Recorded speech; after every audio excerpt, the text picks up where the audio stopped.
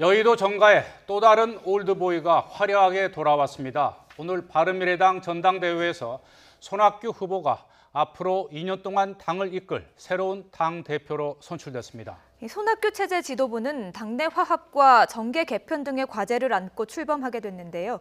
전국 소식 자세히 살펴보겠습니다. 유용하 한국외대 교수 그리고 김우석 미래전략연구소 부소장과 함께하겠습니다. 네, 두 분 안녕하십니까? 네, 이 바른미래당의 선택, 이변은 없었습니다. 이 경선 시작 전부터 손학규 대세론이 거론돼서 논란이 일기도 했지만 결국 예상대로 원숙한 경륜을 택했습니다.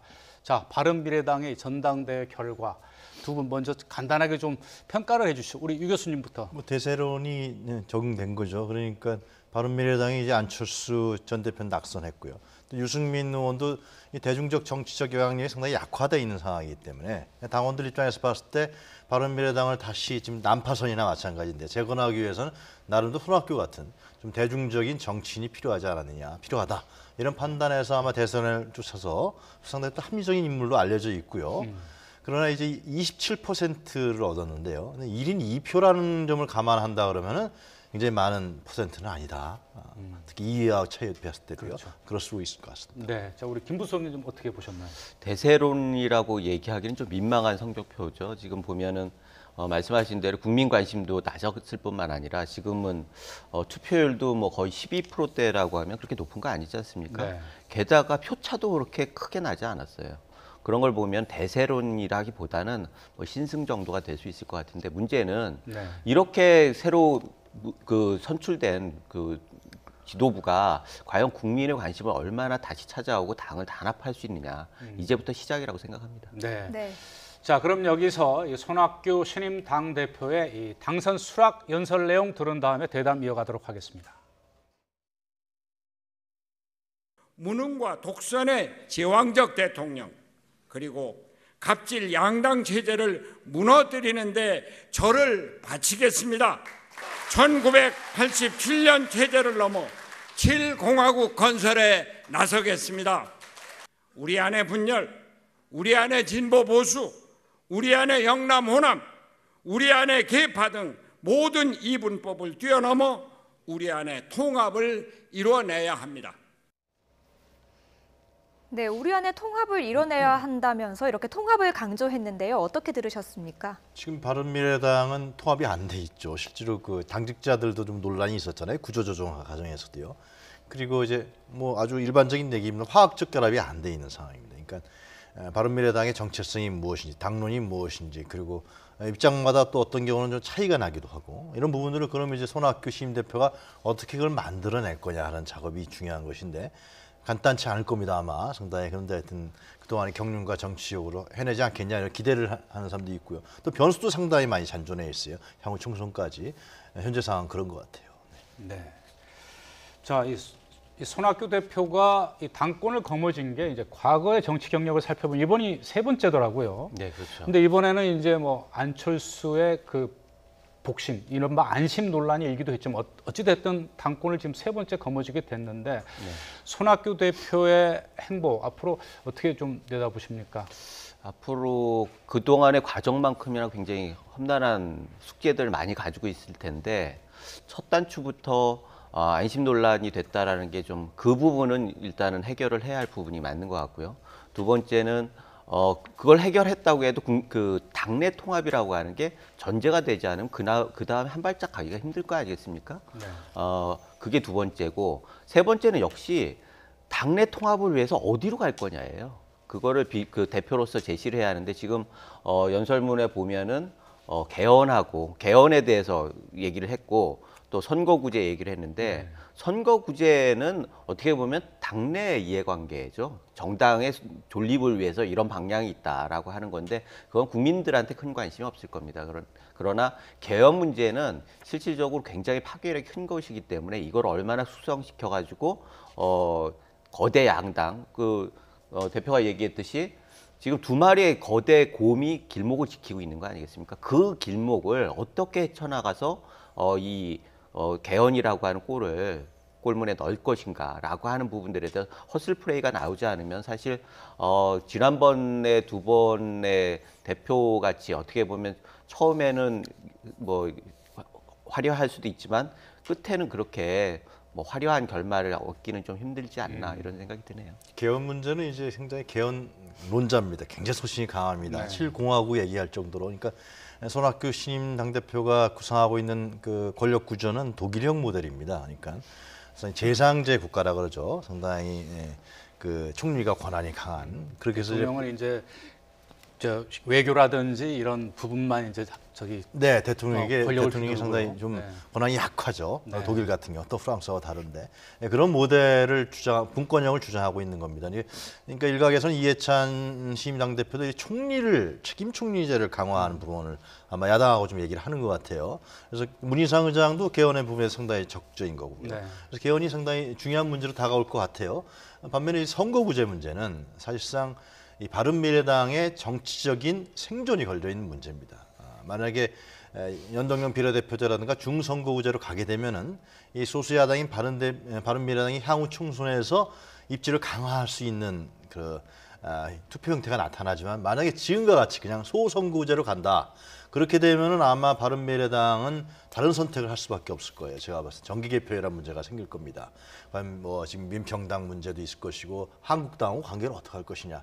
그렇기 때문에 이 선거구제 문제는 사실상 바른미래당에 있어서 특히 손학규 신임 당대표가 사실 정치적인 어떤 상당히 중요한 그런 내용을 갖고 있는 문제다 이렇게 말씀드릴 수 있을 것 같습니다. 네. 예, 한국당 이야기를 잠깐 네. 해주셨는데 손학규 대표는 정계 개편에도 굉장히 적극적이지 않습니까? 한국당과의 관계는 어떻게 전망하십니까? 그러니까 지금 이제 김병준 이제 비대위원장이 지금 뭐 두 분이 잘 아시겠죠. 지금 비대위원장 하고 있지만 한국당이 지금 크게 바뀐 건 없단 말이죠. 안에를 들여다보면요. 그래서 친박 세력이 아직도 잔존해 있는 것이고요. 그렇기 때문에 정파 간의 갈등은 총선의 공천을 앞두고서 분명히 파열음이 날 수밖에 없는 상황이기 때문에 그렇기 때문에 손학규 당대표라든가 바른미래당 입장에서 봤을 때는 한국당하고 직접적인 뭐 결합이라든가 이런 건 상당히 어려운 상황인 것이죠. 그러면 차별성을 상당히 강화할 것입니다. 손학규 당대표가. 그래서 손학규 당대표는 또 그 중도개혁 통합론자입니다. 중도개혁을 이제 상당히 정당 이데올로기를 주장하고 있죠. 그런데 이제 중도개혁이라는 것이 상당히 필요하고 정치적 안정을 가져올 수 있고 경제적 발전을 가져올 수 있는 정당 이데올로기는 분명한데 근데 세력화가 없는 거예요, 현재는요. 바른미래당이 뭐 지금 6%, 7% 나오잖아요. 정치 세력화가 안 돼 있기 때문에 이게 레토릭으로 지금 끝날 가능성이 큰 거죠. 그리고 바른미래당의 인사들 보면 중도 개혁을 표방하는 정치적 인물은 별로 찾아보기가 어려워요.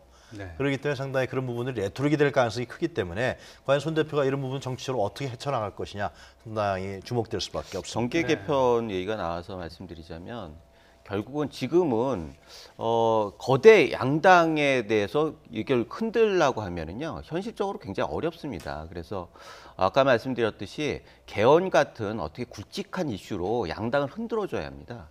그런데 그럴 만한 능력과 플레이가 될 수 있느냐 그게 관건인 거죠. 사실 지금 같은 상황에서는 정계 개편에 휩쓸려 가지만 않아도 졸림만 해도 굉장히 큰 성과가 될 수도 있는 상황이거든요.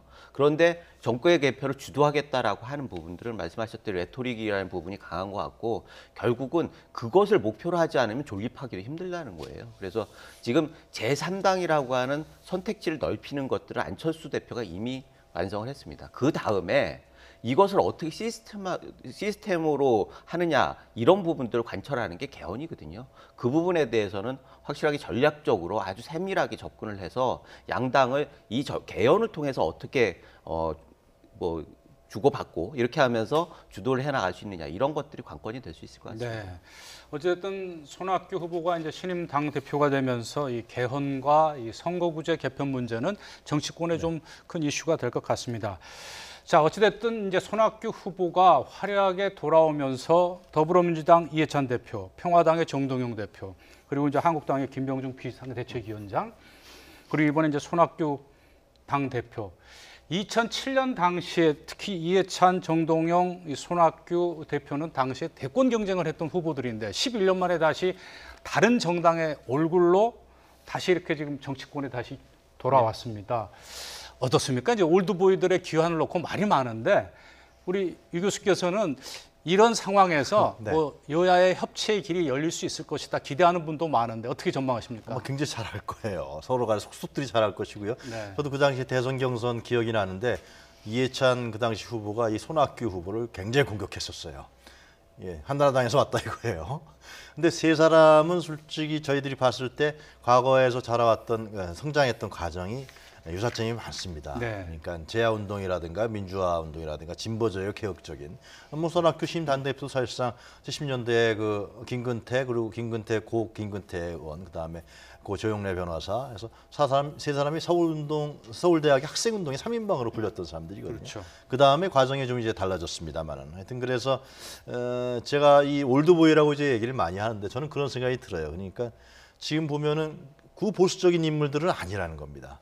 대표적으로 내세운 인물들이 과거에 민주화 운동도 했고 상당히 개혁적이고 진보적이고 뭐 김병준 비대위원장도 이제 그 참여정부 때 정책실장을 했던 사람 아닙니까? 그렇죠. 상대적으로 상당히 진보적인 사람이죠. 한국당에 비해서. 그렇기 때문에 이런 사람들이 이제 나선다는 것은 결국은 현재의 국면이 그렇다.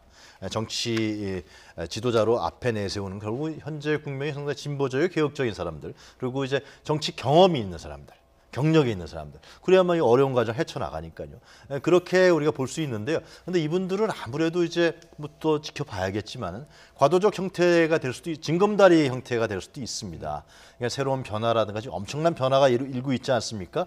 뭐 4차 산업혁명 문제, 고령사회 문제 이런 여러 가지 변화들을 담아낼 수 있는 새로운 정치적 리더십을 갖고 있는 인물이 저는 나올 거라 봅니다.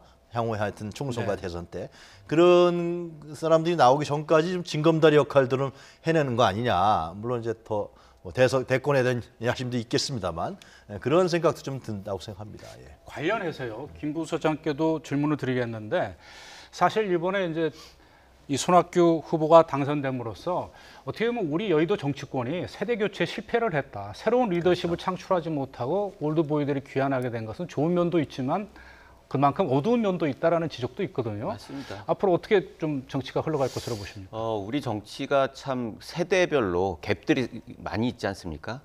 결국 지금 이 세대 그 다음 세대가 어떻게 보면 68세대가 아니라 87년에 그 60세대죠.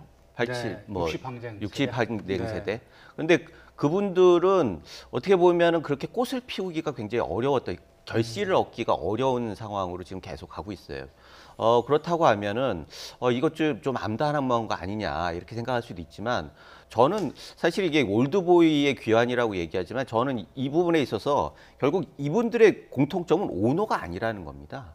결국은 아까 말씀하셨듯이 징검다리예요. 그러면 이분들이 해야 할 일은 결국은 인큐베이터 역할을 해야 한다는 거죠. 예전에 뭐 최병렬 그 대표가 그 이회창 그 후보 다음에 나왔던 최병렬 대표가 대표가 될 때 난 인큐베이터 하겠다. 그러다가 욕심을 갖는 바람에 결국 디딤돌 역할 예. 이런 거. 그다음에 탄핵 사태로 해가지고 물러나게 됐는데 결국은 이분들이 해야 할 거는 자기들이 열매를 맺기보다는 그 다음 세대를 키울 수 있는 인큐베이터의 역할을 해야 하는데 그것을 어떻게 하느냐가 이분들이 가지고 있는 굉장히 중요한 소명입니다. 그래서 거기에서 성과를 낸다라고 하면 본인들도 뜰 수 있는 거고 결국은 YS를 비롯해서 그 삼김이 계속적으로 오래 했던 것들은 결국은 새로운 인물을 계속 발탁하는 경쟁을 통해서 두텁게 한 거거든요, 주변에. 그것이 안 됐기 때문에 지금 정치가 굉장히 허약해지는 건데 결국 어느 정당이든지 새로운 인물이 없지 않습니까? 지금 바른정당 같은 경우에도 뭐 서너 번씩 최고위원을 하는 분들이 또 나오면서 새로운 얼굴이라고 그러고 뭐 한국당 말할 것도 없고 지금 민주당 같은 경우에도 뭐 이해찬 그 대표가 뭐 나이는 뭐 그렇지만 언제 때 이해찬이라 이런 얘기들을 듣고 있지 않습니까? 그런 면에 다 있어서는 지금 참여정부 시절에 참여했던 맞습니다. 인사들 아닙니까? 그래서 참여정부의 한 뿌리를 가지고 있는 사람이 다시 돌아왔다는 거에서는 의미가 있을 수 있는데 역시 우리가 그래도 희망을 가지고 있는 것은 이분들이 오너가 아니고 다음을 하기는 좀 한계가 있다. 당내에서 확실한 그립을 잡고 있지 못하다. 그 면에서 그런 역설적으로 좀 다음에 희망을 좀 볼 수 있는 거 아닌가 그런 생각이 듭니다. 네. 예, 올드보이들이 일을 잘해서 골드보이가 될 수 있을지 한번 지켜봐야 할 것 같습니다. 네, 이어서 최고위원 이야기도 좀 해보고 싶은데요. 하태경, 이준석 그리고 권은희 후보가 선출됐습니다. 모두 바른정당 출신들이 선출이 됐는데 어떻게 봐야 할까요? 그러니까 이제 지도부를 구성할 때 이제 손학규 신임 당대표가 이제 지명직 최고위원을 두 사람을 할 수가 있고요. 그 다음에 정책위 의장을 할 수가 있거든요. 그러니까 균형을 좀 맞춰야 되는 거 아니냐는 얘기가 벌써 내부에 나오는 것 같아요. 국민의당 출신, 특히 호남 쪽 인물이 없다. 그래서 뭐 지금 4위로 낙선한 아깝게 낙선한 정운천 의원 같은 경우도 거론되는 것 같고요. 그래서 결국은 물론 이제 지금 김관영 원내대표라든가 김수민 청년위원장으로 최고위원 된 사람이 있지만은 이 바른미래당의 지도부를 좀 이제 이 바른정당과 국민의당의 균형을 맞춰야 되는 거 아니냐. 이제 신임 손학규 당대표의 이제 그 어떤 판단이 작용할지 봐야 될 것 같습니다. 네. 그리고 안철수 전 의원이 전당대회를 하루 앞두고 어제 독일로 출국을 했거든요. 앞으로 이 바른미래당에서 안 전 의원의 입지 그리고 또 손학규 신임 대표와의 어떤 관계 어떻게 전망하십니까? 사실 안 전 대표가 계단을 뛰어내리는 장면이 워낙에 네. 강했기 때문에 사실은 그것이 흥행에 상당 부분 그 영향을 미쳤을 것 같아요. 지금 투표율이 저조한 거에 그게 굉장히 큰 역할을 했을 거다라고 예상이 되는데 그렇게 되면은 새로운 지도부도 안 전 대표에 대해서 그렇게 미안한 빚진 감정을 갖지는 않을 것 같습니다.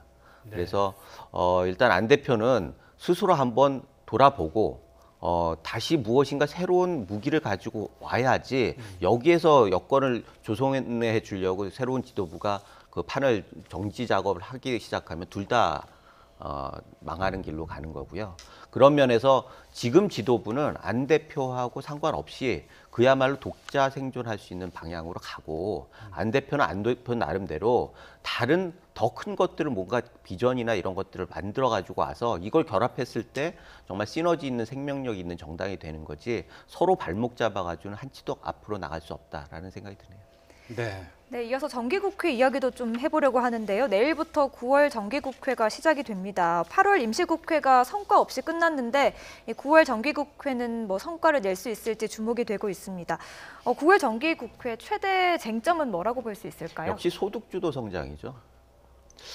지금 예산 문제도 그렇고 지금 뭐 엊그제 그 당정청 전원회의 때도 그게 항상 그 갑론을박이 여권 내에서도 갑론을박이 있는 내용이고 야당에서도 이 부분에 대해서는 양보를 할 수가 없는 거예요. 게다가 지금 경제 문제에 대해서 굉장히 국민들이 불안해하고 불만을 계속하면서 그것이 반영돼서 지지율들이 계속 떨어지고 있지 않습니까? 이 부분에 대해서 정권에서 일정 정도 이 수위를 낮추는 대책이 안 나온다라고 하면 국회 내에서도 합의점을 찾기가 굉장히 어렵다는 거죠. 게다가 네. 이렇게 경제적이게 국민들에게는 굉장히 중요한 거고 이걸 가지고 협치를 하라고 국민들은 요구를 하고 있는데 지금 여권에서는 그 판문점 선언 비준 문제를 또 들고 나왔단 말이죠. 이것은 국민들이 그나마 정권에서 잘한다라고 얘기를 하는 부분인데 이거를 국회에서 다시 논쟁거리로 만든다고 하면은 국회가 또 흐트러질 수밖에 없어요. 교착 상태로 갈 수밖에 없어요. 그런 면에서 우선순위를 어떻게 하느냐가 굉장히 중요하고 그 핵심은 역시 여당에서 대통령과 어떻게 보조를 맞추느냐. 지금은 대통령이 부탁한 걸 여당에서 거부를 함으로써 8월 국회가 빈손 국회가 된 거 아니겠습니까? 만약에 그것이 정기국회에서 다시 반복이 된다라고 하면은 어떻게 보면 굉장히 상징적으로 정화돼도 큰 그 상처를 받게 되고 앞으로도 당정 관계가 굉장히 어려운 상황으로 갈 수밖에 없다 이런 생각이 듭니다. 네. 9월 정기국회에서 이 소득주도 성장을 둘러싼 이제 문재인 정부의 경제 정책이 이제 쟁점이 될 것이라고 짚어주셨는데 그래도 이번 정기국회 이제 가장 중요한 게 내년도 예산안 처리 아니겠습니까? 네, 그렇습니다. 앞으로 이제 예. 100일 동안 이제 정기국회가 진행이 되는데 470조 5천억 원 규모인데요. 네. 그 정부가 제출한 좀 예산안 다시 한번 좀 짚어주시죠. 그러니까 굉장히 제목으로 말씀드리면 상당히 적극적인 재정 확대 정책이라 할 수 있습니다. 그러니까 지출 증가율을 9.7%를 예상한 거죠. 그래서 이 재정을 많이 풀어서 현재 경제적인 부분 난제를 해결해 나가겠다라는 겁니다.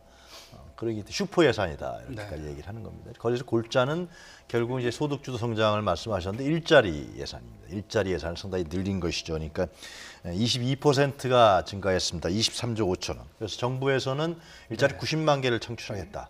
일자리도 이제 결국 여성 친화적인 일자리와 노인 일자리 중심으로. 그리고 이제 공무원에서도 이제 소방과 안전에 관련된 이런 부분에 대한 일자리를 만들어내고 또 정규직화 시키고 그래서 또 이제 어떤 그 장려금이라든가 지원금을 통해서 일자리 부분에 가장 포인트를 주는 그리고 이제 복지 관련 예산도 상당히 34.7%가 됩니다.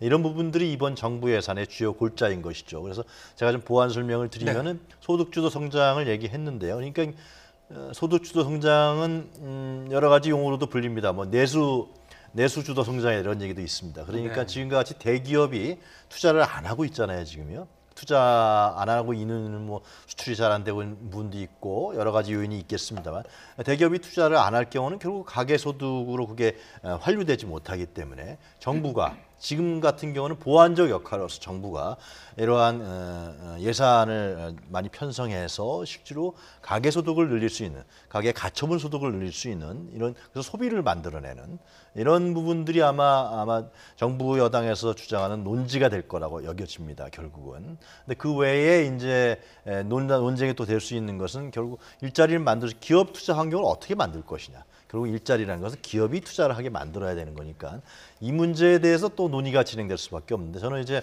소득주도 성장이 A다 B다 이렇게 논의하는 것보다는 국회에서 좀 더 건강한 논의를 하기 위해서는 소득주도 성장이 나올 수밖에 없었던 지금 말씀드린 제 경제적 환경 이런 부분들을 어떻게 타개할 거냐. 그다음에 이제 혁신 성장이라든가 규제 완화라든가 이런 부분들을 어떻게 나갈 것이냐. 이런 좀 생산적인 논의들이 좀 진행됐으면 좋겠다. 너무 정치화시키지 말고요. 경제 문제고 국민의 삶과 관련된 문제는 그런 좀 바람입니다. 그런데 정치화가 안 될 수가 네. 없을 것 같은데 여야가 이 예산안을 두고 입장이 엇갈리고 있잖아요. 이 처리까지 순탄치는 않을 것 같은데 어떻게 그거는, 보십니까? 정치는 이런 관점이 있는 겁니다. 뭐냐면 후년에 총선이 그러니까 사실 내년에 정기국회는 상당히 여러 가지 논의가 잘 안 될 거예요. 굉장히 치열한 부분이. 여당 입장에서 봤을 때는 이번에 이 정기국회 때 많은 부분들을 가시화시켜야 되는 것입니다. 그러니까 이 지금 사회적 양극화가 심화되고 상당히 가계소득이 늘어나지 않고 있기 때문에 이런 부분을 통해서 좀 가처분 순도도 늘리고 양극화도 좀 막아내고 이런 역할들을 국회에서 예산 통과를 좀 했으면 좋겠다는 부분이 있을 것이고요. 그 다음에는 이제 개혁 입법에 대한 문제가 있겠죠. 네. 입법을 좀 해서 이런 부분들을 여당의 성과로서 결과로서 만들어내야 되는데 아마 야당은 잘 허용을 안 하겠죠. 많은 양보를 요구할 것입니다. 아마 그런 부분들이 이제 어떻게 힘겨루기가 되느냐, 정치적으로 어떠한 스탠스들이 나오냐 이런 게 주목거리가 될 것입니다. 네. 이번 정기국회에서 해야 할 일이 참 산적해 있습니다. 뭐 새 예산안 처리 그리고 이제 개혁 입법, 민생 입법 이런 것도 할 게 참 많은데 또 그리고 가장 많은 게 지금 장관 인사청문회 아니겠습니까? 지난주에 5개 부처 중폭의 개각이 이루어지다 보니까 이번 정기국회가 뭐 또 인사청문회 국회다 뭐 이런 얘기도 있는데 어떻습니까? 5 장관 후보가 있는데 좀 문제가 될 만한 인사청문회는 어떤 장관 후보자들이라고 생각하십니까? 역시 유은혜 부총리 후보자 아니겠습니까? 그 자리도 굉장히 무거운 자리인데다가 최초의 여성 부총리라고 하는 그 상징성도 있고요. 네. 그리고 나이도 좀 젊은 편이고 이래서 게다가 교육 문제에 대해서는 온 국민이 굉장히 센서티브한 주제 아니겠습니까? 그런 면에 있어서 이 부분에 대해서 개인과 업무 능력 그리고 업무 자체에 대한 비중 이런 걸 봤을 때는 유은혜 장관이 굉장히 그 파괴력이 있다 이렇게 생각이 되는데 제가 보기에는 결국 여러 가지 논란이 있겠지만 결국은 통과되는데 큰 문제가 없을 거다 생각하는 거죠. 그렇죠. 현역 의원 출신이 뭐 그 특별한 문제가 없는 한은 그 낙마하는 경우가 거의 없었을 뿐만 아니라 지금은 여성 부총리라고 하는 아까 말씀드렸던 상징성이기 때문에 이 부분에 대해서는 어떤 그 야당 의원들도 뭐 정면으로 이런 부인을 할 수가 없는 그런 분위기인 것 같아요. 지금 뭐 거리에서 여성 뭐 그 불평등에 대해서 연이어 나오는 저 분위기 이런 것들을 감안했을 때는 역시 이 부분에 대해서는 뭐 상당 부분 통과는 될 거다라고 생각하는데 결국은 지금 청와대에서 계속 그 취소하라는 청원이 올라가고 그 부분에 대해서 뭐 지난번에 법안 가지고도 얘기 있지 않았습니까? 그 비정규직을 정규직으로 하는 법안을 뭐 교원단체나 임용고시를 보는 사람들이 반대를 함으로써 그걸 번복하고 이런 과정들을 보면서 그 사람들이 이제 청원에 많이 참여를 하는 것 같아요. 그 부분을 어떻게 정부와 유은혜 의원이 대응을 하느냐가 그것이 어렵게 가느냐 아니면은 좀 무난하게 가느냐를 좌우하는 거 아닐까 그런 생각이 듭니다. 네, 관련해서 이번 정기국회가 이제 여당이 더불어민주당에는 신임 이해찬 대표가 이제 지도체제가 처음 들어선 정기국회고 또 이제 개각, 인사청문회도 해야 되고 민생이법도 또 통과시켜야 되고 예산안도 처리해야 되고 참 여당으로서는 정말 산적해 있는데요. 어떻게 헤쳐나갈 것으로 보십니까? 신임 이해찬 당대표가 어떻게 스탠스를 놓느냐 굉장히 중요한 것이죠. 그리고 이제 아마 제 생각에는 신임 이해찬 당대표가 이전에 당대표하고 달리 상당히 이 문재인 정권 내에서 상당히 영향력을 좀 발휘할 거라고 생각합니다. 그래서 벌써 당정청회를 한 번은 당에서 하고 한 번은 총리실에서 하자 그러자 전에는 그런 일이 별로 없었거든요. 그러니까 당에서 나름대로의 국정 운영에 나름대로의 키와 주도권을 가져나가겠다라는 측면이 읽힐 수가 있습니다. 그렇기 때문에 아마 뭐 야당에서 청와대 거수기다 이런 말은 안 나올 거예요. 오히려 이해찬 당대표가 책임져라 이런 얘기가 나올 수도 있습니다. 문재인 대통령도 뭔가 좀 이 내치의 문제에 대해서는 당과 총리가 좀 알아서 해주길 그런 마음도 없지 않아 있을 겁니다. 남북 문제를 풀어나가야 되기 때문에. 그래서 나름대로 자율성과 나름대로 영향력을 줄 것 같은데요. 그래서 정치가 이루어졌으면 좋겠다라는 생각이 듭니다. 저는 이해찬 당대표가 정치 경력이 뭐 낮은 사람도 아니고요. 칠선이기 때문에 결국은 아까 올드보이라고 얘기했습니다만 정동영 또 이제 손학규 그리고 이제 한국당의 김병준 이런 사람들이 모여서 정치를 어떻게 해낼 것이냐. 그래서 정치를 통해서 뭘 얻고 뭘 잃을 것이냐 이런 식으로 좀 게임과 룰 속에서 진행됐으면 좋겠는데요. 전에 같이 뭐 농성하고 뭐 예를 들어 보이콧하고 이런 일은 좀 안 일어나지 않겠냐 저는 그런 예상을 합니다. 네. 정치를 하면 좋겠다고 이야기를 해주셨는데 네. 페이스북 정치를 하는 또 다른 인물에 대해서 이야기를 해보려고 합니다.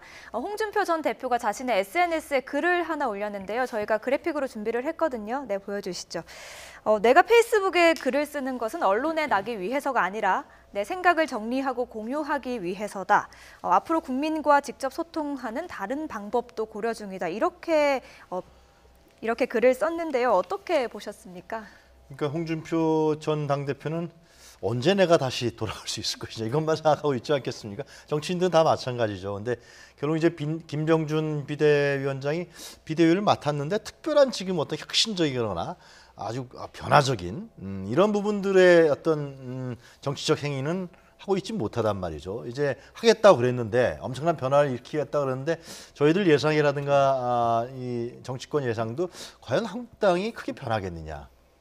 그거에 대해서는 변하지 않을 걸 확률이 크다라고 보는 게 지금 일반적인 시각입니다. 이런 상황에서 총선까지 가지 않겠냐 이런 생각을 갖고 있다는 것이죠. 그렇기 때문에 그렇게 되면 홍준표 당대표가 다시 복귀해서 과거에 좀 상당히 우익 쪽에서 굉장히 오른쪽으로 가 있는 이러한 정치 세력들과 함께 또 한국당 내에서 나름대로의 정파를 형성하지 않겠느냐. 홍 대표는 그 기회를 호시탐탐 노리고 예를 들면 문재인 정부의 어떤 그런 뭐 안티적인 이런 부분 속에서 뭐 얘기를 많이 했잖아요. 좌파다 뭐 이런 얘기를 많이 했기 때문에 그러한 정치적 기회를 노리면서 이런 지금 페이스북이라든가 온라인 어떤 정치 행위를 벌이는 게 아니냐 생각합니다. 김 부수장께 끝으로 질문을 드리겠습니다. 홍준표 전 대표가 오는 15일에 귀국할 예정이라는데 좀 생각보다 빨리 정치 일선에 나설 것이라는 전망도 있고요. 좀 한국당 사정에 대해서 잘 아시잖아요. 어떻게 보십니까? 일단은 언론에서 계속 페이스북에 관심을 가져주면은 빨리 다시 나오실 생각이 드실 거예요. 언론에서도 약속을 지키게 무시로서 좀 도와주는 게 야당도 돕고 국민도 돕고 홍준표 전 대표를 돕는 일이 아닌가 약속을 지킨다는 차원에서 그래서 언론에서 어떻게 하느냐에 따라서 굉장히 큰 행동의 차이가 있을 거다 이런 생각이 드네요. 네, 알겠습니다. 근데 우리 언론이 특히 뭐 가십거리를 좋아하다 보니까 홍준표 대표 페이스북에 글 올리면 꼭 그걸 다루더라고요. 그런 걸 너무나 잘하는 분이죠. 네, 자 오늘 말씀 여기까지 듣도록 하겠습니다. 두 분 말씀 잘 들었습니다.